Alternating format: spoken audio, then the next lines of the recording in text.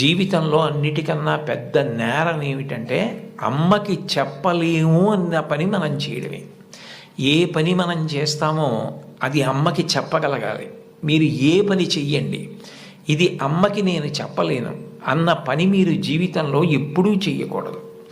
భగవంతుడెంతో అమ్మ అంతే. మీరు మహాత్ములైన వారి ఎవరి జీవిత చరిత్ర పరిశీలించండి. అమ్మకి నమస్కారం చెయ్యకుండా, అమ్మ గొప్పతనం చెప్పకుండా లేరు. ఈ రాష్ట్రానికి ముఖ్యమంత్రి చేసినటువంటి ప్రాతస్మరణీయులు టంగుటూరి ప్రకాశం పంతులు గారు తన జీవిత చరిత్రలో వ్రాసుకున్నారు. తాను మిడిల్ స్కూల్లో ప్రవేశించినప్పుడు 3 రూపాయలు జీతం కట్టలేకపోతే 25 మైళ్ళ దూరం నడిచి వెళ్ళి వాళ్ళ బావగారిని అప్పడిగితే ఆయన దగ్గర కూడా డబ్బు లేకపోతే మళ్ళీ 25 మైళ్ళు వెనక్కి తిరిగి వచ్చి, అమ్మ అప్పు దొరకలేదు, బావగారికి దగ్గర కూడా లేవుట, నేను చదువు మానేస్తానంటే అప్పటికి ఆ తల్లికి ఉన్నది ఒకే ఒక్క పట్టు చీర. ఆ పట్టు చీర పట్టుకెళ్ళి ఆ రాత్రికి రాత్రి తాకట్టు పెట్టి ఆవిడ ఆ డబ్బు పెట్టి పట్టుకొచ్చి చదివిస్తే ప్రకాశం పంతులు గారు బ్యారిస్టర్ అయ్యి రాష్ట్రానికి ముఖ్యమంత్రి అయ్యారు.